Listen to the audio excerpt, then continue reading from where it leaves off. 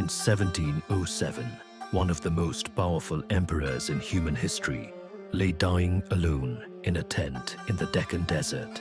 No family around him, no celebration, no glory, just silence, and a letter he wrote to his son that historians kept buried for centuries. A letter that revealed everything.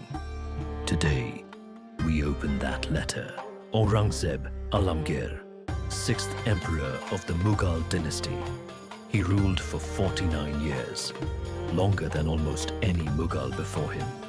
His empire stretched across nearly 4 million square kilometers, covering most of the Indian subcontinent. On paper, he was the most successful Mughal emperor in terms of territory. He was feared, he was disciplined, he was deeply religious, and he was ruthless. He had his own brother executed to take the throne.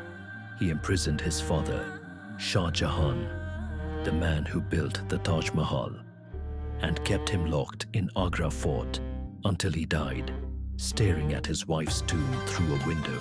This was not a man who showed weakness, ever, which is why what he wrote in his final letter shocked the world. But here is what the history books glossed over.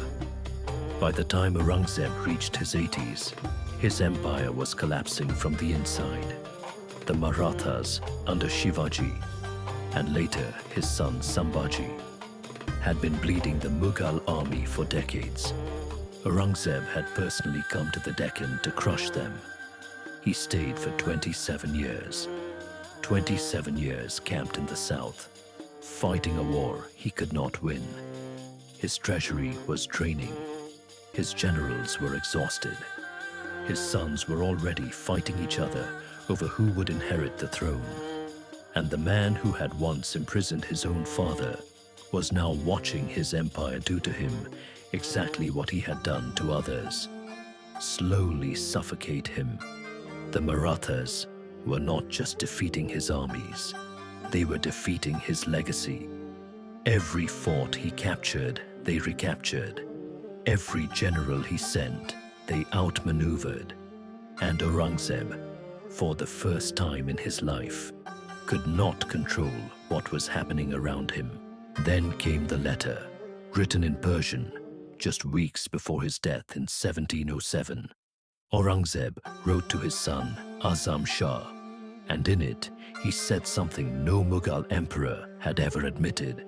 He wrote, and this is a real, documented letter, that he had come into the world alone and was leaving it alone, that he did not know who he was or what he had accomplished, that every sin he had committed was present before his eyes, that he had ruined himself, and most shockingly, he said he feared God's judgment.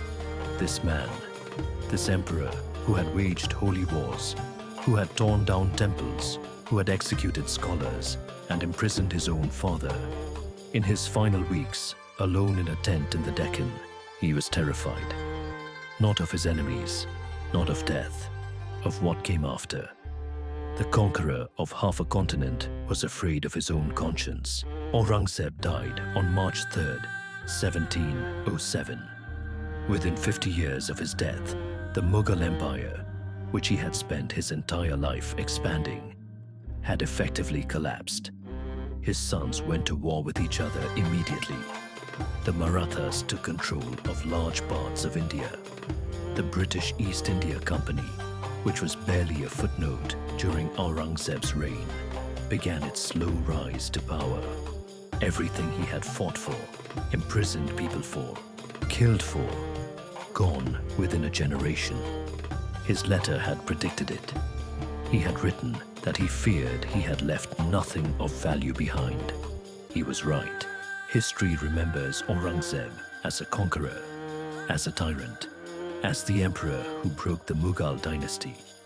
But that letter tells a different story, of a man who knew exactly what he had done and could not undo it.